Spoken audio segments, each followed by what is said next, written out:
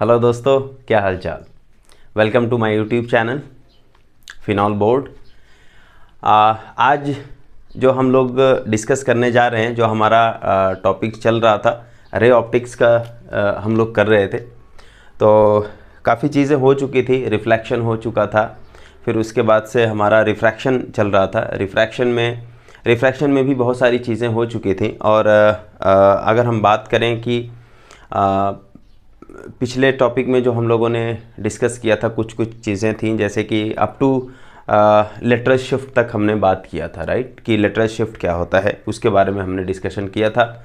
आज का जो टॉपिक है उसके बारे में हम डिस्कस करेंगे कि जो प्रोपागेशन थ्रू डिफरेंट मीडियम, यहाँ पे हम क्या डिस्कस करने वाले हैं कि जो डिफरेंट मीडियम के रिफ्रैक्टिव इंडिसेस हैं उनके बीच में क्या रिलेशन होता है। फिर उसके बाद से हम थोड़ा अपरेंट डेप्थ के बारे में बात करेंगे, ठीक है, और इसको काफ़ी डिटेल में डिस्कस किया जाएगा। फिर उसके बाद से कुछ नेचुरल फिनोमेना होंगे, उसके बारे में बात करेंगे हम। तो अब हम यहाँ पे बात करें कि जो प्रोपगेशन थ्रू डिफरेंट मीडिया है, ये मतलब लाइट का प्रोपगेशन है, लाइट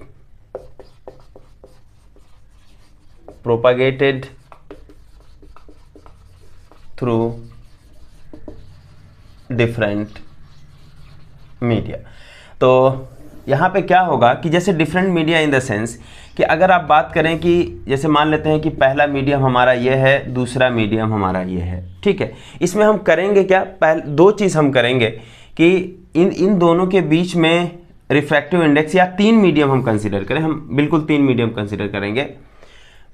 हम यहाँ पे कंसिडर करेंगे तीन मीडियम, पहला, दूसरा और तीसरा। अब यहाँ पे हम बात करें कि जैसे पहला मीडियम हुआ, दूसरा मीडियम, और बेसिकली जो तीसरा मीडियम है वो पहला मीडियम ही है। पहला मीडियम इन द सेंस कि जो मीडियम यहाँ पे है वही मीडियम यहाँ पे। अब लाइट जो है ऐसे मीडियम से अगर प्रोपागेट करती है तो क्या होगा उसमें, ठीक है। तो हमने, मेरे ख्याल से अगर लेटरल शिफ्ट के बारे में अगर आपको आइडिया होगा तो आपने देखा होगा कि जैसे मान लेते हैं कि ये पहला मीडियम हमारा रेरर हुआ, दूसरा मीडियम डेंसर हुआ। अगर मान लेते हैं कि पहला वाला जो मीडियम जिसका रिफ्रैक्टिव इंडेक्स μ1, दूसरा मीडियम जिसका रिफ्रैक्टिव इंडेक्स μ2, और ये पहला ही है तो इसका रिफ्रैक्टिव इंडेक्स μ1 है। मतलब ऐसा हुआ कि ये एयर है, ये वाटर है और ये एयर है।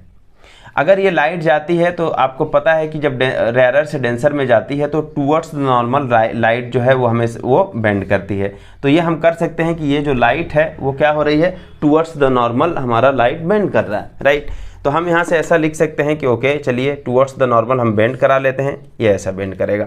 फिर उसके बाद से हम यहाँ पे क्या करेंगे, एक नॉर्मल ड्रॉ करेंगे, ठीक है। ये हमने नॉर्मल ड्रॉ किया। अब क्या होगा, ये लाइट जो है हमारा कुछ इस तरीके से प्रोपागेट करेगी, और ये जो दोनों इंसिडेंट और जो इमर्जेंट रेज हैं, ये जो इंसिडेंट और इमर्जेंट रेज हैं, इसमें एक रिलेशन होता है कि ये दोनों जो है पैरेलल होते हैं। अगर पहला वाला मीडियम और जो लास्ट का जो मीडियम है जिसमें इमर्जेंट रे पाया जा रहा है वो मीडियम अगर सेम होती है तो दोनों रे जो है आपका पैरेलल होते हैं, और इन्हीं पैरेलल के बीच का जो शिफ्ट होता है, इनफैक्ट हम लोगों ने डिस्कस किया था कि लेटरल शिफ्ट होता है। तो यहाँ पे हमें एक चीज़, अब इसमें क्या करना है कि इन दोनों मीडियम के बीच में, तीनों मीडियम मतलब पहला, दूसरा, तीसरा, इनके बीच में क्या रिलेशन हो सकता है। तो देखिए एक बात आप बताइए कि दूसरे मीडियम का जो रिफ्रैक्टिव इंडेक्स है with respect to first medium, उसको हम लिखते क्या हैं, उसको हम लिखते हैं 1 μ2। इसका मतलब क्या होता है, सेकेंड मीडियम का refractive index with respect to first medium, ठीक है। अब मान लेते हैं लाइट जब यहाँ से यहाँ आ रही है तो इसमें यानी कि ये सेकेंड और ये फर्स्ट, तो इस मीडियम के जो रिफ्रैक्टिव इंडेक्सेस होंगे उसमें क्या रिलेशन होगा, मतलब पहले मीडियम का, मतलब इस मीडियम का refractive index with respect to this one क्या होगा। इस बार हमने क्या कंसीडर किया, रेरर मीडियम का refractive index with respect to denser medium. तो ये पहला वाला ही मीडियम हुआ सेम, तो इसका मतलब पहले मीडियम का refractive index with respect to second medium can be written as like this. हो गया, नहीं हो गया। तो हमें यही देखना है कि 1 μ2 इंटू 2 μ1 इसके बीच में रिलेशन क्या होगा। अगर हम इसको प्रोडक्ट करते हैं तो ये किसके वैल्यू के बराबर आएगा, यही हमें चेक करना है। और फिर हम उसको थोड़ा जनरलाइज करने का कोशिश करेंगे कि बहुत सारे मीडियम हैं तो क्या होगा, ठीक है। और जो दूसरा वाला जो पॉइंट है हमारा, वो ये पॉइंट है कि यहाँ पे जो इंसिडेंट रे होती है और जो इमर्जेंट रे होती है, ध्यान से सुनना है, ये जो इंसिडेंट रे होती है और जो इमर्जेंट रे होती है वो पैरेलल होती है, उस चीज़ को हम प्रूव करेंगे कि ये कैसे मतलब जो है पैरेलल कैसे होगा, ये दोनों पैरेलल कैसे होती हैं। शर्त ये है कि आपका जिस मीडियम में पहला वाला रे है सेम मीडियम आपका लास्ट वाला मीडियम से सेम, मतलब लास्ट मीडियम भी आपका सेम होना चाहिए, तब जो इमर्जेंट रे होगा और जो इंसिडेंट रे होगा वो पैरेलल हो जाएगा। ठीक है, तो इसमें अगर हम बात करें तो क्या होगा, अब देखिए आपको पता है कि 1 μ2 को आप क्या लिखते हैं, μ2 बाई μ1, ये लिखा जाता है कि नहीं लिखा जाता है with respect to, of course वो μ2 क्या है, absolute refractive index of second medium, लेकिन ये बेसिकली एब्सोल्यूट रिफ्रैक्टिव इंडेक्स क्या है, वो वैक्यूम के रिस्पेक्ट में लिया गया है या प्रैक्टिकली एयर के रिस्पेक्ट में आप लिख सकते हैं। तो इसको हम क्या बोलते हैं, it is μ2 by μ1 multiplied by μ1 by μ2। इसको हम क्या लिख सकते हैं, ऑफकोर्स μ1 बाई μ2 और इसको μ2 बाई μ1, और ये किसके वैल्यू के बराबर होगा, आप देखिए ये दो कैंसिल होकर के 1 के बराबर होगा। इसका मतलब 1 μ2 is equal to 1 μ2 multiplied by 2 μ1 is equal to 1 के बराबर होगा। समझ में आ रहा नहीं आ रहा? इसका मतलब क्या हुआ कि 1 μ2 इज इक्वल टू 1 अपॉन 2 μ1। ये काफ़ी इंटरेस्टिंग रिजल्ट है आपके पास। दूसरे मीडियम का refractive index with respect to first medium जो होगा वो रेसिप्रोकल होगा फर्स्ट मीडियम का refractive index with respect to second medium. ठीक है, ये चीज़ याद रखना है। अब इसका मतलब, अच्छा इसको जस्ट अगर हम मान लेते हैं कि एक हमारे पास एयर मीडियम है, एक हमारे पास क्या है, एयर मीडियम है यहाँ पे, और एक हमारा क्या है, वाटर मीडियम है। एयर का जो रिफ्रैक्टिव इंडेक्स है μa और वाटर का जो रिफ्रैक्टिव इंडेक्स है μw है, of course with respect to vacuum. तो अब आप देखिए कि इसका जो रिलेटिव रिफ्रैक्टिव इंडेक्स होगा वो क्या होगा। तो रिलेटिव रिफ्रैक्टिव, जैसे वाटर का refractive index with respect to air can be written as this a μw। ठीक है, और क्या लिखेंगे, और क्या लिखेंगे, a μw। फिर उसके बाद से एयर का refractive index with respect to water is written as like this w μa, और इसको अगर हम मल्टीप्लाई कर दें तो क्या ये वैल्यू 1 आएगी या नहीं आएगी? बिल्कुल आएगी, क्योंकि एग्जैक्टली सेम चीज़ 1 μ2 2 μ1, यहाँ पे a μw w μa that is equal to 1। क्यों? क्योंकि यहाँ पे क्या होगा, ये μw बाई μa होगा और ये क्या होगा, μa बाई μw होगा, जो कि वैल्यू 1 हो जाएगी क्योंकि ये कैंसिल हो जाएगा। अब यहाँ पे यानी कि एयर का वाटर का refractive index with respect to air, water का refractive index with respect to air that is equal to 1 upon air का refractive index with respect to water के बराबर होगा। समझ में आ रहा है नहीं आ रहा? ठीक है, अब इसी को हम अगर 3 मीडियम ले लें, ये फर्स्ट मीडियम है जो कि एयर है, ये सेकेंड मीडियम है, ये थर्ड मीडियम है, ऐसा मान लेते हैं, और ये जो चौथा वाला मीडियम है वो भी पहला वाले मीडियम के बराबर है, मतलब अगर ये एयर है तो लास्ट वाला भी एयर है। अब यहाँ से लाइट आ रही है तो ये क्या होगा, डिफरेंट मीडियम में प्रोपागेट होगी। मान लेते हैं कि ये कुछ ऐसा, फिर उसके बाद से कुछ ऐसा, फिर कुछ ऐसा करके हमारा लाइट जा रहा है। ठीक है, इसका रिफ्रैक्टिव इंडेक्स क्या है, μ1 है, इसका रिफ्रैक्टिव इंडेक्स μ2, इसका μ3, ऑफ कोर्स इसका μ1 हो जाएगा।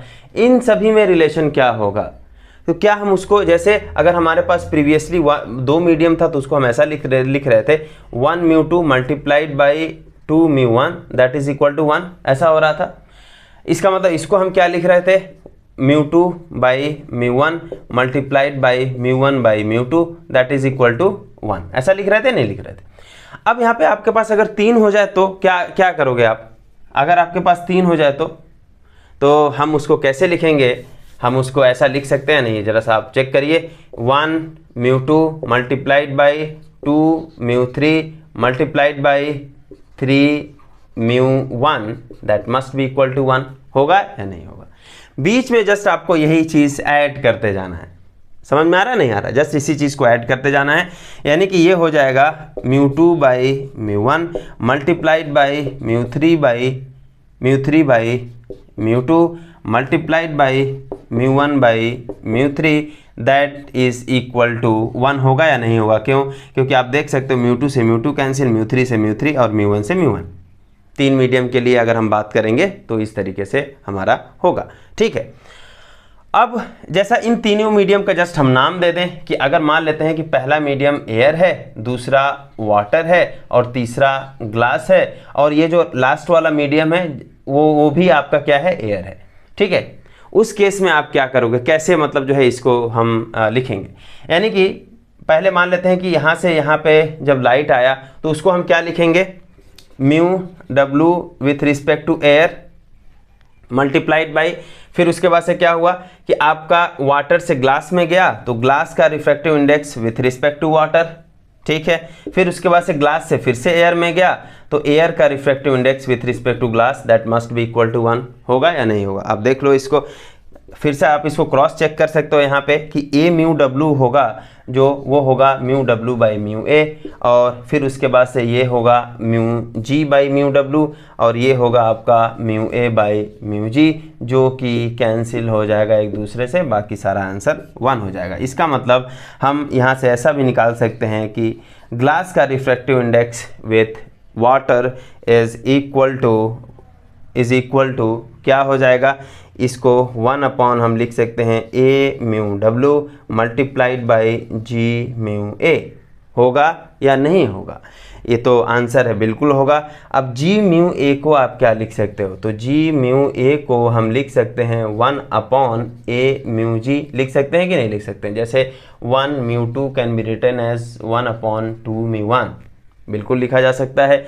तो 1 अपॉन ए म्यू डब्लू और जी म्यू ए को हम क्या लिख सकते हैं, 1 अपॉन ए म्यू जी। तो 1 अपॉन ए म्यू जी लिखेंगे, ए म्यू जी ऊपर चला जाएगा तो इसको हम लिख सकते हैं A mu G. So W mu G is equal to this much.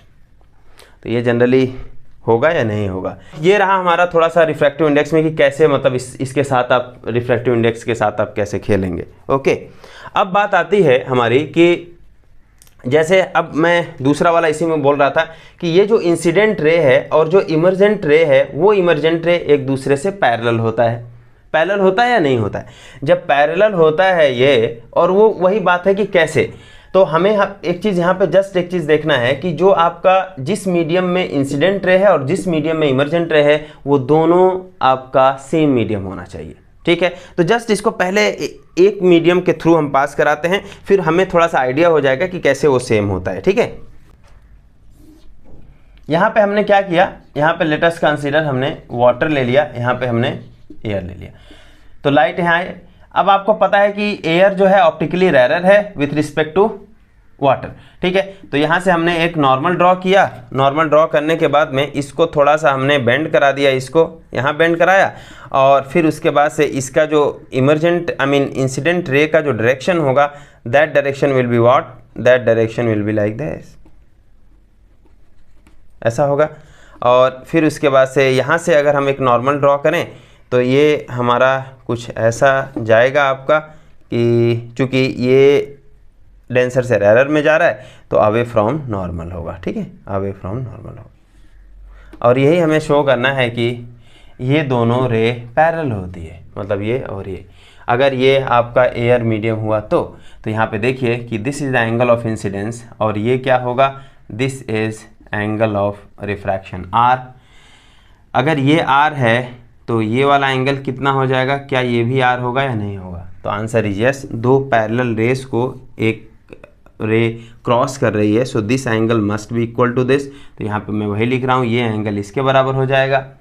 अब ये एंगल इसके बराबर हो जाएगा, और ये मुझे पता नहीं है कि ये एंगल किसके बराबर हो। मान लेते हैं हमको पता नहीं, हमको यही प्रूफ करना है ना कि वो एंगल, एक्चुअली ये एंगल आई के बराबर ही होना चाहिए, तभी जा करके ये रे इसके पैरेलल होगा।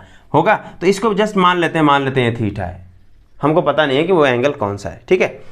अब देखिए जस्ट रिफ्रैक्टिव इंडेक्स आप लिखो, ये हो जाएगा म्यू ए, ये हो जाएगा म्यू डब्ल्यू, और ऑफ कोर्स ये हो जाएगा म्यू ए।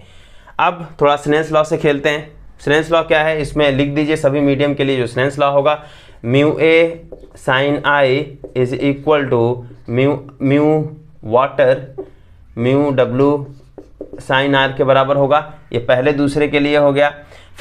फिर उसके बाद से वाटर और एयर इंटरफेस के लिए अगर फिर से अगर आप लिखें म्यू डब्ल्यू साइन, यहाँ पे जो एंगल ऑफ इंसिडेंस है वो कौन सा है, आप देख सकते हैं कि जो एंगल ऑफ इंसिडेंस है वो आर है, तो यहाँ पे आर हो जाएगा। हम इस बार किस में, वाटर एयर, यानी कि पहला वाला जो मीडियम था वो एयर वाटर इंटरफेस था, ठीक है, एयर वाटर के लिए लिख रहे थे। दूसरा वाला क्या लिख रहे हैं, वाटर और एयर के लिए लिख रहे हैं। समझ में आ रहा है नहीं आ रहा है। तो म्यू डब्ल्यू साइन आर, इसीलिए मतलब इसको ऐसा करके याद रखने से ज़्यादा अच्छा है। रेशियो में याद रखने से थोड़ा सा दिक्कत हो सकता है।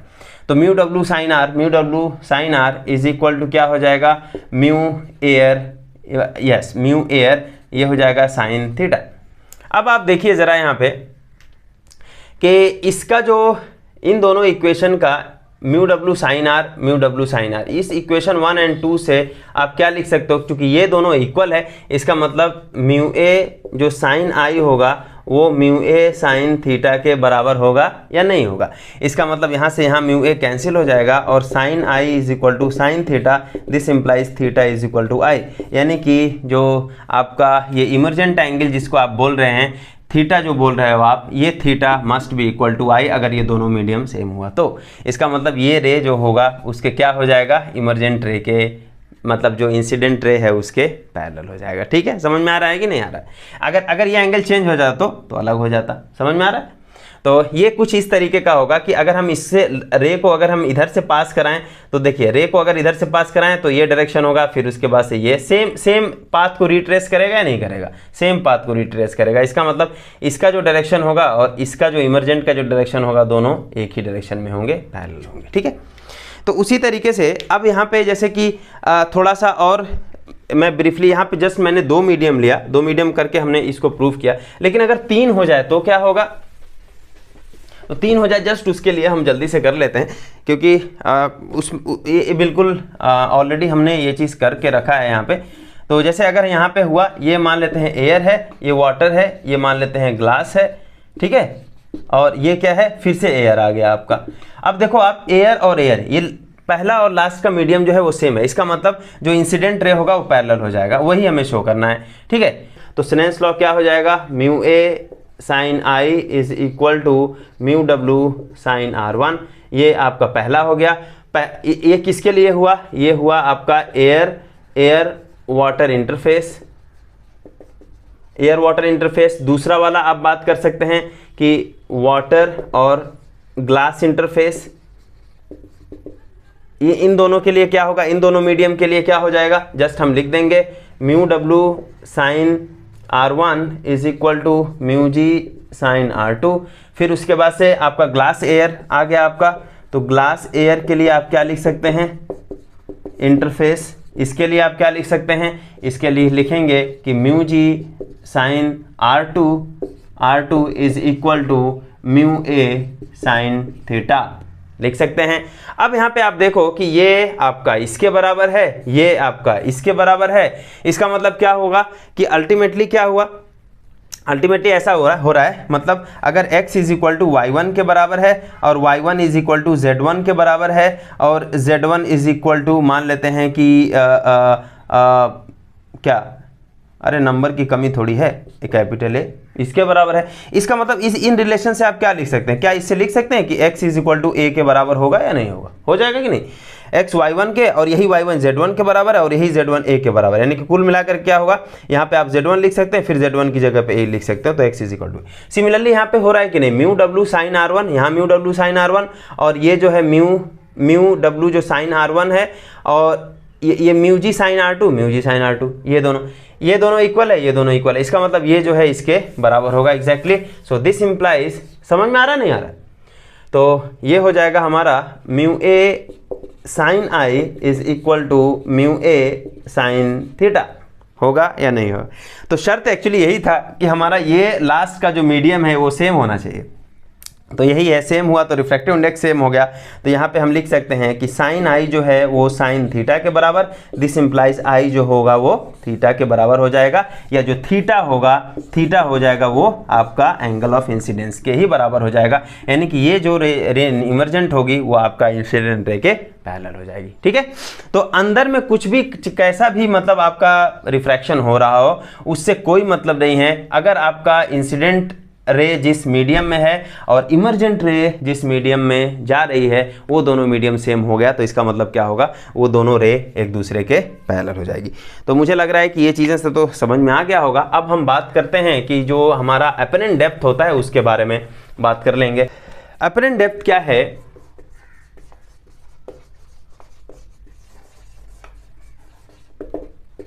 अपरेंट डेप्थ क्या है, तो अपरेंट डेप्थ को समझने के लिए आपको क्या करना पड़ेगा, एक ग्लास में पानी लीजिए और फिर उसके बाद से उसमें एक चीज़ आपने क्या किया, एक ग्लास लिया, अरे वो मतलब पानी पीने वाला जो ग्लास होता है वही लिया, उसमें उसके अंदर में आपने क्या किया, एक छोटा सा मतलब कोई छोटा सा पत्थर क्यूट सा जो है इसमें आपने डाल दिया, क्यूट सा पत्थर जो है यहाँ पे आपने डाल दिया है, ठीक है। फिर उसके बाद से आप ऊपर से देखो ज़रा, मतलब आप क्या करो, यहाँ से ये आँख लग रहा है नहीं लग रहा है, काफ़ी बढ़िया लग रहा है हमको। तो ये आँख से हम इसको देख रहे हैं, जब देख रहे हैं तो इसका जो हाइट हमें दिखेगा बेसिकली वो कितना दिखेगा, जितना ग्लास का हाइट होगा उतना ही हमें दिखेगा कि उतना डेप्थ में है, तो मान लेते हैं वो h है, जो ग्लास का ओरिजिनल जो है मतलब जो हाइट है एक्चुअली इसको हम रियल डेप्थ बोलेंगे इसका, ठीक है, कि वो कितने डेप्थ पे है, वो इतने डेप्थ पे है, आपका h डेप्थ पे है। लेकिन जैसे ही आपने इसके अंदर एक लिक्विड डाल दिया, एक हमने इसके अंदर लिक्विड डाल दिया, इसमें पूरा का पूरा एक लिक्विड से फिल कर दिया और यहाँ तक पूरा जो है आपका लिक्विड से फिल्ड है, ये जो है पूरा का पूरा क्या है, लिक्विड से फिल्ड है। उस केस में अगर आप देखोगे तो ये जो है ये कुछ शिफ्ट हो जाएगा ऊपर की तरफ, आप इसको प्रैक्टिकली करके देख सकते हो, ये थोड़ा शिफ्ट हो जाएगा ऊपर की तरफ, ठीक है। जब ये शिफ्ट हो जाएगा मतलब ये कुछ ऐसा होगा कि कहीं यार ये लग रहा है कि ये थोड़ा सा ऊंचा आ गया, ये यहाँ पे आ गया, ठीक है। इसी को हम बोलते हैं it is a apparent shifting. यहाँ से हमारा एक रे ऐसा जा सकता है, देखिए कि हमारा एक रे ऐसा जा सकता है और एक रे जो है हमारा ऐसा भी जा सकता है। अरे जाने के लिए कई रे जा सकते हैं, हमने जस्ट 2 रे कंसीडर किया क्योंकि इमेज बनाने के लिए 2 रिफ्रैक्टेड रे की ज़रूरत है मिनिमम, इसीलिए 2 रे कंसीडर कर ले रहे हैं। तो यहाँ पे एक रे गया और यहाँ पे एक रे गया। फिर उसके बाद से इसको आपको पता है कि ये एक लिक्विड है और ऊपर वाला मान लेते हैं कि ये हमारा एयर है, ऊपर से हम देख रहे हैं, और ये जो है हमारा वो जो लिक्विड है या वाटर है, चलिए वाटर मान लेते हैं अभी फ़िलहाल के लिए, तो ये हमारा वाटर से फिल्ड किया जिसका रिफ्रैक्टिव इंडेक्स μw है और यहाँ पे μa है, ठीक है। अब क्या होगा बताओ ज़रा। उसके बाद से यहाँ पे डेंसर से रेयरर में जा रहा है, जब डेंसर से रेयरर में जा रहा है तो ये अवे फ्रॉम नॉर्मल होगा कि नहीं होगा। तो पहले आपको एक नॉर्मल ड्रॉ करना होगा, यहाँ पे ये हमारा एक नॉर्मल है, ये हमारा एक क्या है, ये हमारा एक नॉर्मल है। तो लाइट जो है हमारा इधर जाएगी या नहीं जाएगी, थोड़ा सा बेंड होगा या नहीं होगा, ये बेंड हुआ। अगर लाइट बेंड हो गई फिर उसके बाद से अगर आप उसको थोड़ा सा पीछे मिलाते हो, तो यहाँ पे मान लेते हैं कि पीछे मिलाएंगे, फिर उसके बाद से क्या होगा, इसका एक पीछे क्यों मिलाएंगे, क्योंकि हमको इमेज ड्रॉ करना है और इमेज जो होगा वो 2 रिफ्रैक्टेड रे को एटलीस्ट 2 रिफ्रैक्टेड रे होना चाहिए इमेज ड्रॉ करने के लिए। तो एक ये रिफ्रैक्टेड रे है और एक ये है, तो ये तो मतलब जो है इधर जा रहा है, ये इधर जा रहा है, तो ये तो मुझे नहीं लगता कि कहीं पे मिलेंगे, मुझे क्या आपको भी नहीं लगना चाहिए कि वो कहीं मिलेगा। क्या ऐसा मिल जाएगा कहीं पे, मतलब ये होमोजीनियस मीडियम है तो कहीं कट कर दिया इधर कहीं इमेज बन गया, नहीं ऐसा नहीं है।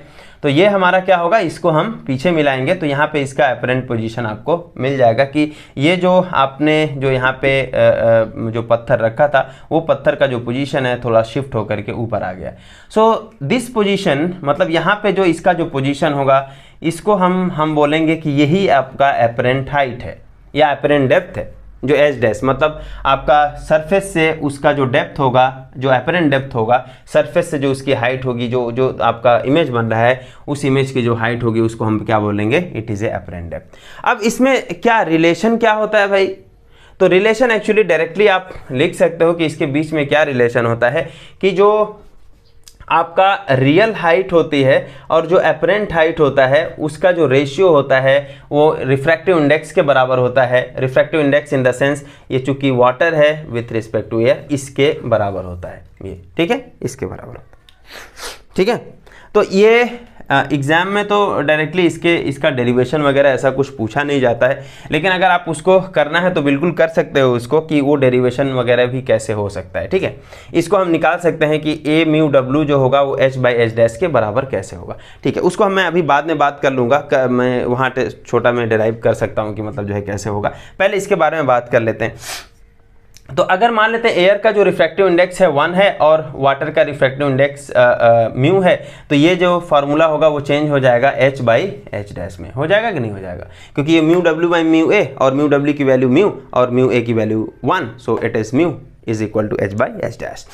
तो ये है नहीं कि जो रिफ्रैक्टिव इंडेक्स हुआ वो किसके बराबर हुआ, वो हुआ आपका जो रियल डेप्थ है रियल डेप्थ डिवाइडेड बाई आपका जो अपरेंट डेप्थ है उसके बराबर हुआ। कभी ऐसा मे बी अगर कन्फ्यूज़न होता है कि ये h डैश बाई एच था या h बाई एच डैश था, तो कैसे उस कन्फ्यूज़न को दूर कर सकते हो, जस्ट उसके बारे में भी थोड़ा सा बता देता हूँ आपको। जस्ट ये याद रखना है कि ऑफ कोर्स रिफ्रैक्टिव इंडेक्स जो है वो जो दोनों हाइट्स हैं या दोनों डेप्थ हैं उनका रेशियो होता है, और अपरेंट रिफ्रैक्टिव इंडेक्स किसी मटेरियल का वो आपका एक से बड़ा ही है। उस केस में ये जो आप अपरेंट डेप्थ डिवाइडेड बाई जो रियल डेप्थ होगा या real depth divided by apparent depth होगा वो वैल्यू हमेशा एक से बड़ी होनी चाहिए, क्योंकि मी की वैल्यू एक से बड़ी है। इसका मतलब क्या हो जाएगा कि जो नीचे वाला जो डिनोमिनेटर वाला जो क्वांटिटी होना चाहिए वो एक से छोटा होना पड़ेगा। आई मीन एक से छोटा इन द सेंस कि ऊपर से जो ऊपर वाला जो क्वांटिटी है उससे छोटा होना पड़ेगा, तभी वैल्यू एक से बड़ी आएगी, है ना। तो इसका मतलब, और जो अपरेंट डेप्थ होता है वो हमेशा रियल डेप्थ से छोटा ही होता है। इसका मतलब एच डैश को हमें कहाँ पे रखना होगा, नीचे। यानी कि आप देख सकते हो कि अगर हम यहाँ पे आपका अगर H dash is less than H, this implies H by H dash जो होगा वो ग्रेटर देन 1 हो जाएगा कि नहीं हो जाएगा। और ग्रेटर देन 1 एक्चुअली वो रिफ्रैक्टिव इंडेक्स का, क्यों, उसका रीज़न ये है कि अगर हम इसको एच डैश बाई एच कर देते तो ये वैल्यू 1 से छोटी हो जाती है, यानी कि यही रिफ्रैक्टिव इंडेक्स के बराबर अगर मान रहे होते आप, तो ये वैल्यू रिफ्रैक्टिव इंडेक्स की वैल्यू 1 से छोटी हो गई, और रिफ्रैक्टिव इंडेक्स की वैल्यू 1 से छोटी नहीं है। वैक्यूम में सबसे कम होता है, वो भी 1 के बराबर होता है वैक्यूम में। यहाँ पे जो रिफ्रैक्टिव इंडेक्स हुआ वो क्या हुआ, वो हुआ हमारा, कैसे लिखेंगे, जो हमारा रियल हाइट होता है डिवाइडेड बाय अपरेंट हाइट, जो कि वैल्यू 1 से हमारी बड़ी है, तो इसका मतलब यही हमारा म्यू के बराबर होगा। ठीक है, ये जस्ट ऐसे ही जिसको याद है उसको कोई इशू नहीं है, जिसको नहीं याद है और कहीं कन्फ्यूजन हो गया उस केस में मैं बोल रहा हूँ कि रिफ्रैक्टिव इंडेक्स की वैल्यू 1 से बड़ी होती है, इसीलिए आप उस क्वांटिटीज़ को ऐसा रखेंगे कि उसकी वैल्यू हमेशा 1 से बड़ी हो। जस्ट आपको ये याद रखना है कि जो अपरेंट डेप्थ होता है वो रियल डेप्थ से छोटा होता है। ठीक है, अब यहाँ पे हम बात करें, जस्ट इसको प्रूफ करें कि कैसे ये चीज़ होता है, तो उसको भी हम यहाँ पे प्रूफ कर सकते हैं, बिल्कुल कर सकते हैं, उसको प्रूफ किया जा सकता है। तो यहाँ से जस्ट एक काम कीजिए आप, हाँ, ये वैल्यू एच डैश है और ये वाला हमारा एच है, ठीक है। अच्छा, ये एंगल आर होगा और मेरे ख्याल से ये एंगल जो होगा वो आई के बराबर होगा। अगर ये एंगल आर होगा तो ये पूरा का पूरा एंगल जो होगा वो आर के बराबर होगा या नहीं होगा। अगर ये एंगल आर के बराबर होगा तो ये एंगल हो जाएगा 90 माइनस आर। एक्चुअली मैं इस ट्रायंगल में कंसीडर कर रहा हूँ, यहाँ पे इस ट्रायंगल में कंसीडर कर रहा हूँ यहाँ पे, ठीक है। अगर ये 90 माइनस आर हुआ तो इसका मतलब ये आर हो जाएगा, क्योंकि ये 90 है। सिमिलरली अगर आप इस वाले ट्रायंगल में कंसीडर करें, इस वाले ट्रायंगल में कंसीडर करें, तो ये एंगल किसके बराबर हो जाएगा, क्या आप उसको देख सकते हो कि ये एंगल आई के बराबर होगा। अब मैं जस्ट इस फिगर को थोड़ा सा यहाँ से बना देता हूँ कि ये आपका कुछ ऐसा लग रहा है मुझे, ये यहाँ पे, और ये आपका जो अपरेंट डेप्थ है और ये आपका जो है वो रियल डेप्थ है एच, और ये एंगल आई, ये एंगल है आपका आर। ठीक, अब आप देखो कि यहाँ पे अगर हम बात करें कि जो साइन आई होगा वो किसके बराबर होगा। साइन आई जो होगा वो होगा परपेंडिकुलर डिवाइडेड बाय, अगर इसको ओ मान लें, इसको ए मान लें और इसको बी मान लें, तो ये हो जाएगा हमारा, मान लेते हैं कि यहाँ पे b है, यहाँ पे हमारा a है, यहाँ पे हमारा o है, तो sine i is equal to हो जाएगा ab डिवाइडेड बाई OA के बराबर हो जाएगा। और जो साइन r होगा वो किसके बराबर हो जाएगा, साइन r होगा ab डिवाइडेड बाई, मान लेते हैं c है, तो ये हो जाएगा क्या, ab divided by AC, right, ab divided by AC के बराबर हो जाएगा, नहीं हो जाएगा। अब आप देखिए जरा कि यहाँ पे साइन आई की जो वैल्यू है, sine I by sine R अगर हम बात करें तो ये वैल्यू किसके बराबर होगा, तो डायरेक्ट लिख दूं क्या, ए बी बाई ओ ए और ए बी बाई ए सी, जिसमें से ए बी कैंसिल हो जाएगा, ये ए सी ऊपर चला जाएगा, तो ए सी बाई ओ ए के बराबर हुआ। अब बात करते हैं ए सी बाई ए ओ या ओ ए, ये किसके बराबर होगा। एक्चुअली ये जो बराबर होगा उसका रीज़न ये है कि आँख जो है आपने यहाँ रखा हुआ है, और जब ये रे ऐसा करके आपको कहीं से जाएगा, मतलब ऐसा होगा ये कि देखिए यहाँ से जब ये हो करके जाएगा, ये छोटा सा, मतलब यहाँ से रिफ्रैक्ट हो करके एटलीस्ट आपके आँख पे जाना चाहिए, तब जा करके आपको ये चीज़ें हमारी दिखेंगी। मतलब ये ऐसा बहुत, यानी कि ये जो एंगल होगा एक्चुअली वो एंगल बहुत छोटा होना पड़ेगा, ठीक है। यहाँ पे क्या हुआ कि हम क्या कर सकते हैं कि ये जो आपका जो हाइपोटेन्यूज जिसको आप बोल रहे हो, ये हाइपोटेन्यूज ये पूरा का पूरा ये जो परपेंडिकुलर है उसके इक्वल होगा ऑलमोस्ट, ठीक है। मतलब ये ऐसा हो गया कि जैसे यहाँ पर अगर हम बात करें, यहाँ पे परपेंडिकुलर है और यहाँ पे हाइपोटेन्यूज है, तो ये जो हाइपोटेन्यूज होगा और ये जो परपेंडिकुलर होगा वो ऑलमोस्ट इक्वल होगा फॉर स्मॉल एंगल, ठीक है।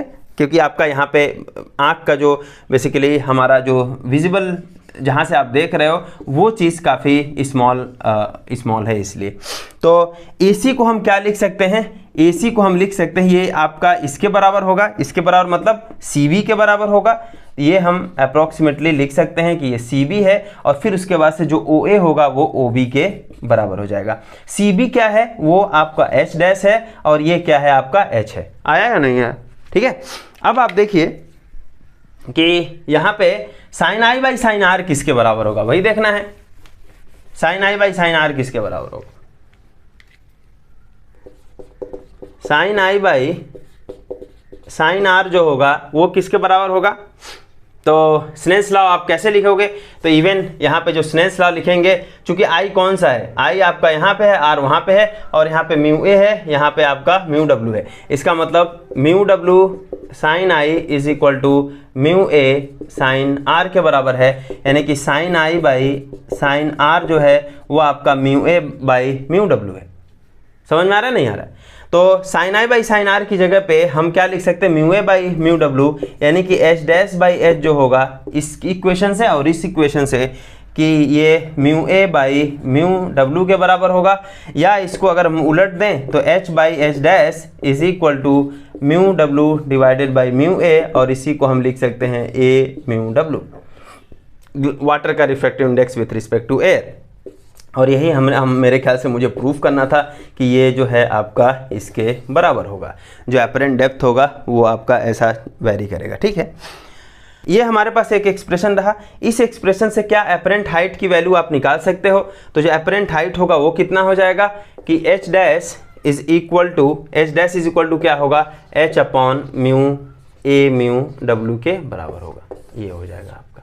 यानी कि जो जैसे कि अगर मान लेते हैं कि पहला मीडियम अगर जो यहाँ से जहाँ से आप देख रहे हो वो एयर है, दूसरा मीडियम आपका वाटर है या कोई ऐसा लिक्विड है, तो उस केस में आपका क्या होगा जो एपरेंट हाइट होगा। क्या आप डायरेक्टली कैलकुलेट कर सकते हैं क्या एपरेंट हाइट को, तो जो आंसर है बिल्कुल है कि जो एपरेंट हाइट होगा उसको आप बिल्कुल कैलकुलेट कर सकते हैं। जस्ट आपको क्या करना है, रियल डेप्थ आपको पता रहेगा और फिर उस लिक्विड का रिफ्रैक्टिव इंडेक्स आपको पता रहेगा, जस्ट उनका रेशियो ले लेना है, एपरेंट डेप्थ आपको मिल जाएगी। इसका मतलब कि जो H डैश है वो आपका वेरी करता रहेगा किसके साथ में, रिफ्रैक्टिव इंडेक्स के साथ में। अगर कोई लिक्विड है उसका रिफ्रैक्टिव इंडेक्स μ1 है, उस केस में जो आपका एपरेंट डेप्थ हो जाएगा H1 dash is equal to H by μ1। कोई दूसरा लिक्विड आपने वहाँ पे डाला जिसका रिफ्रैक्टिव इंडेक्स μ2 है, तो μ2 जो होगा वो क्या हो जाएगा, apparent depth corresponding to that liquid is equal to H2 dash. अब यहाँ पे अगर हम बात करें कि ये जो μ1 है वो हमारा लेस देन μ2 है, इसका मतलब जो सेकंड वाला लिक्विड आपने डाला उसका रिफ्रैक्टिव इंडेक्स अगर ज़्यादा हो जाएगा तो एपरेंट डेप्थ क्या हो जाएगा, जस्ट वही देखना है। तो यहाँ पे देखो आपकी एपरेंट डेप्थ जो है आपका प्रोपोर्शनल है, apparent depth is proportional to 1 by mu, 1 by mu के प्रोपोर्शनल है या नहीं है। यानी कि म्यू की वैल्यू आप जैसे जैसे बढ़ाते जाएंगे या जैसे जैसे कम करते जाएंगे, जो एपरेंट डेप्थ होगा उसकी वैल्यू उसी के अकॉर्डिंगली क्या होगा, या तो जैसे अगर आप इसकी वैल्यू को बढ़ा रहे हो तो ये वैल्यू कम हो जाएगी, इसकी वैल्यू को आप घटा रहे हो तो इसकी वैल्यू बढ़ जाएगी। समझ में आ रहा नहीं आ रहा, और ये होगा कि नहीं होगा, ये बिल्कुल होगा, क्योंकि जब आप रिफ्रैक्टिव इंडेक्स को आप इंक्रीज करते जाएंगे तो लाइट का जो बेंडिंग होगा वो ज़्यादा होता जाएगा या नहीं होता जाएगा। तो लाइट का जब बेंडिंग ज़्यादा होता जाएगा तो उसका जो रिफ्रैक्टेड रे है वो बेसिकली कहाँ, ऊपर में थोड़ा सा कट करने लगेंगे एक दूसरे को, तो यानी कि जो H डैश होगा उसकी वैल्यू धीरे धीरे कम होती जाएगी। समझ में आ रहा नहीं आ रहा, ओके। तो यहाँ से हम समझ सकते हैं कि जब μ1 इज लेस देन μ2, इसका मतलब क्या हो जाएगा कि जो अपरेंट डेप्थ होगा, जैसे H2 डैश हुआ और H1 डैश में क्या रिलेशन होगा, ये रिलेशन होगा, H2 dash is less than H1 dash होगी। इसका मतलब अगर मैं आपको 3-4 लिक्विड अगर दे देता हूँ, जैसे μ1 दे देता हूँ और μ2 μ3 μ4 ऐसा करके दे दूँ, और मैं बोलूँ कि ये ऐसा रिलेशन फॉलो कर रहा है, तो इसके करस्पॉन्डिंग जो अपरेंट डेप्थ होंगे उसका रिलेशन क्या होगा। तो बेसिकली आप कर सकते हो। अच्छा, सबके लिए ऑफकोर्स ये जो हाइट h है वो सेम है, तो वहाँ पे क्या होगा कि जो जैसे H4 डैश होगा और यहाँ पे H3 डैश होगा, यहाँ पे H2 डैश होगा, यहाँ पे H1 डैश होगा, इन सभी के बीच में क्या रिलेशन होगा, ऐसा रिलेशन होगा। यानी कि जिसका रिफ्रैक्टिव इंडेक्स सबसे ज़्यादा अपरेंट डेप्थ उसका सबसे कम होगा। उसका रीज़न वही है कि लाइट जो है सबसे ज़्यादा बेंड करेगी। तो आप जब इसको जैसे एग्जांपल के तौर पे यहाँ पे ही अगर आप देखें तो इसका रिफ्रैक्टिव इंडेक्स अगर थोड़ा सा कम है तो लाइट को थोड़ा सा आप कम बेंड कराओगे तो फिर उसके बाद से यहाँ पीछे जाएगा और फिर उसके बाद से यहाँ से ये, और मतलब ये यहाँ से ऐसा जाएगा, यहाँ पे अपरेंट डेप्थ कहीं बनेगा। लेकिन अगर इसका रिफ्रैक्टिव इंडेक्स आपने ज़्यादा कर दिया तो बेंडिंग ज़्यादा हो जाएगी या नहीं हो जाएगी। जब बेंडिंग ज़्यादा हो जाएगी तो इसको आप पीछे मिलाओगे, देखो अपरेंट डेप्थ क्या हुआ, थोड़ा सा और ऊपर चला गया कि नहीं चला गया। तो अपरेंट डेप्थ जो है वो दूसरे वाले केस में छोटी हो गई। ठीक है, तो ये मेरे ख्याल से ये क्लियर हो गया होगा कि जो अपरेंट डेप्थ का फंडा है वो। अब बात करते हैं कि एक और इसमें क्वांटिटी होती है जिसको हम बोलते हैं कि वो नॉर्मल शिफ्ट के नाम से जानते हैं। Then what is normal shift? तो जो अपरेंट पोजीशन है और जो रियल पोजीशन है उसमें जो शिफ्टिंग हुआ उसी शिफ्टिंग को हम बोलते हैं it is a normal shift. जैसे इस केस में हमारा जैसे यहाँ पे आपका पहले वो पोजीशन यहाँ पे था, बाद में पोजीशन यहाँ पे हो गया, तो यही जो शिफ्टिंग हुई उसी को हम बोलते हैं it is a normal shift. Okay, इसी को हम क्या बोलते हैं, it is a normal shift. और जब नॉर्मल शिफ्ट हुआ इसका मतलब क्या हुआ कि यहाँ पे रिलेशन क्या होगा, तो यहाँ पे हम लिख सकते हैं कि जो नॉर्मल शिफ्ट है वो किसके बराबर है, that is equal to h minus H dash के बराबर है। अब इसको आप रिलेशन में लिख सकते हैं कि भाई आपको पता है कि यार since h dash is equal to किसके बराबर होगा, h बाई म्यू के बराबर होगा। इसका अगर ये पहला वाला मीडियम अगर हमारा एयर है तो हम म्यू लिख सकते हैं, नहीं अगर नहीं ऐसा है तब आप क्या लिख सकते हो, तब फिर उसके बाद से आप यहाँ पे जो रिलेटिव रिफ्रैक्टिव इंडेक्स होता है वो लिखेंगे आप।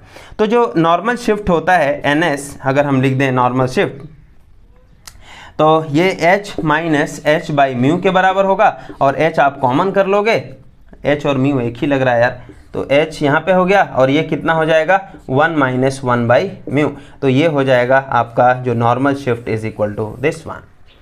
इसका मतलब क्या हुआ कि यहाँ पे अभी आप देखो, यहाँ पे रिफ्रैक्टिव इंडेक्स जब ज़्यादा होगा तो एक्चुअली वो नॉर्मल शिफ्ट बढ़ जाएगा। यानी कि यहाँ पे क्या होगा कि नॉर्मल शिफ्ट जो है, जैसे जो रिफ्रैक्टिव इंडेक्स जैसे मान लेते हैं μ1 है और μ2, और μ2 इज ग्रेटर देन μ1, तो इसका मतलब ये जो नॉर्मल शिफ्ट होगा एक्चुअली इसके करस्पॉन्डिंग जो नॉर्मल शिफ्ट होगा, ये नॉर्मल शिफ्ट इसके करस्पॉन्डिंग जो नॉर्मल शिफ्ट होगा उससे बड़ा हो जाएगा नहीं हो जाएगा। ये बिल्कुल आप इसको थोड़ा सा सोच सकते हो। तो फिर उसके बाद से एक और भी उसमें एक कॉन्सेप्ट होता है कि अगर आप ऑब्लिक देख रहे हो तो ऑब्लिक अगर आपका व्यू है, मतलब ऐसा हुआ हमारा कि यहाँ पे हमने कॉइन या जो हमारे पास पत्थर था यहाँ पे डाला, यहाँ से लाइट अगर हमारी सीधी चली गई और यहाँ पे ये लिक्विड पूरा भरा हुआ है, तो ये नॉर्मल इंसिडेंस होने की वजह से ये सीधा चला जाएगा नहीं चला जाएगा, सीधा चला जाएगा। एंगल ऑफ ये जो नॉर्मल और एंगल ऑफ इंसिडेंस जीरो है तो एंगल ऑफ रिफ्रैक्शन भी जीरो होगा, जिसकी वजह से ये सीधा चला जाएगा। फिर उसके बाद से क्या होगा, अगर मान लेते हैं कि यहाँ पे हमारी कहीं गई, फिर ये आपका इधर मुड़ेगा क्योंकि ये आपका डेंसर है, ये रेरर है, फिर उसके बाद से इसका जो पोजीशन आएगा वो यहाँ पे आ जाएगा। तो इसको हम बोलते हैं कि अगर आप यहाँ से देख रहे हो तब उस केस में क्या होगा, आपको जो अपरेंट पोजीशन होगा वो यहाँ पे दिखाई देगी। ये होगा हमारा अपरेंट डेप्थ h डैश और ये जो है हमारा h के बराबर होगा। सिमिलरली यहाँ पर भी जो अपरेंट डेप्थ या real depth by apparent depth हो जाएगा वो इसके रिफ्रैक्टिव इंडेक्स के बराबर होगा। ठीक है, अब बात कर लेते हैं कुछ नेचुरल फिनोमेना हैं। वो natural phenomena in the sense कि जैसे सनराइज जो होता है, फिर उसके बाद से वो हमें 2 मिनट पहले कैसे दिख जाता है, या जो सन सेट होता है वो हमको 2 मिनट बाद तक क्यों दिखाई देता है। ओके, तो कुछ एक नेचुरल फिनोमेना है, it is because of the atmospheric refraction. तो जो सनराइज और सनसेट होता है, जो अपरेंट जो पोजीशन होती है, जो हमारा सनराइज है और जो सनसेट है, इसमें जो एक फिनोमेना काम करती है वही जो हमारा it is first of all it is due to, यहाँ पे लिख सकते हो इट इज़ ड्यू टू जो आपका एटमॉस्फेरिक रिफ्रैक्शन। ये रिफ्रैक्शन जो फिनोमेना होता है उस पर बेस्ड होता है। अच्छा, ये कैसे ऐसा होता है? होता ये है कि जैसे मान लेते हैं कि आप यहाँ पे खड़े हो, मान लेते हैं, ठीक है, मतलब ये अर्थ है मान लेते हैं, और अर्थ के चारों तरफ में थोड़ा एटमॉस्फेयर है या नहीं है, मतलब 8-10 किलोमीटर के रेंज तक बेसिकली एक एटमॉस्फेयर है।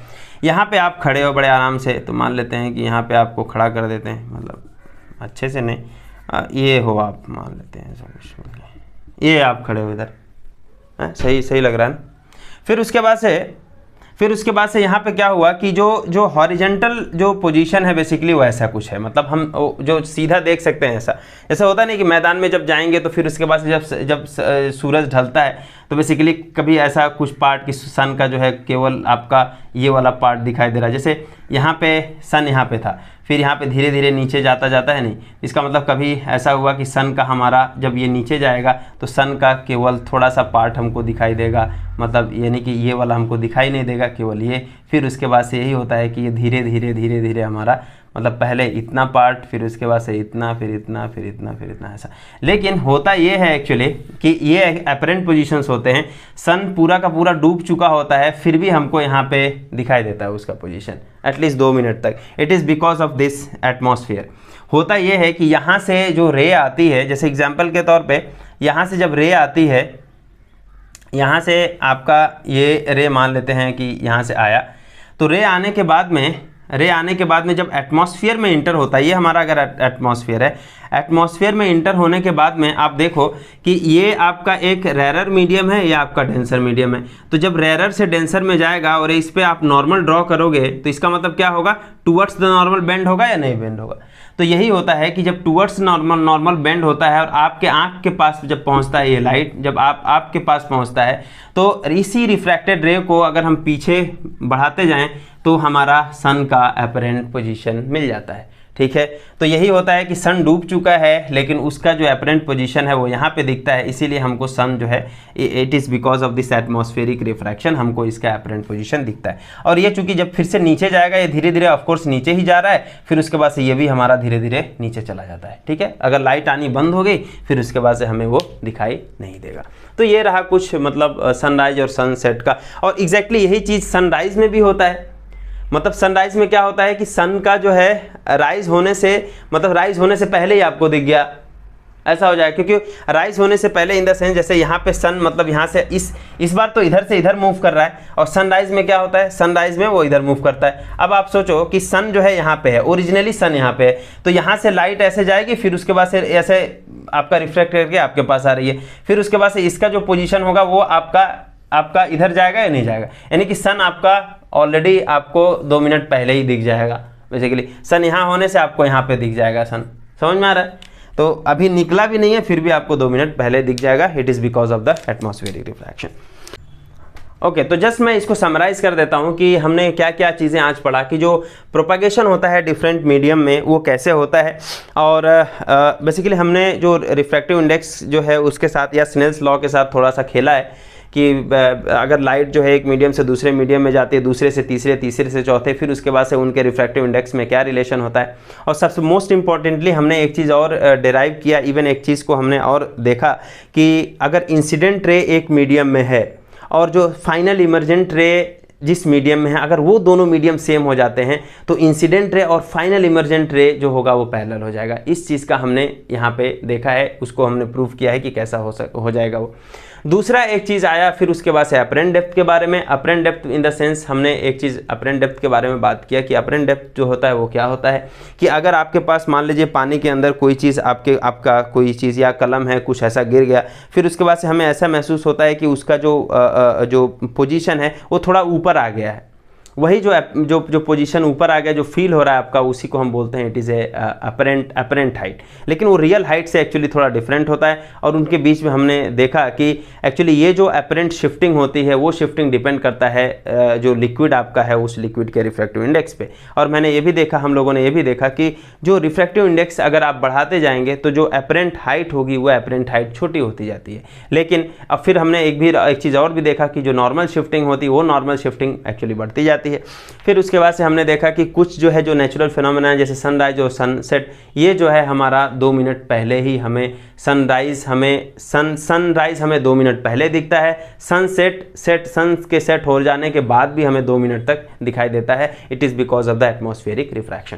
So this is it for today's talk, and thank you very much for watching.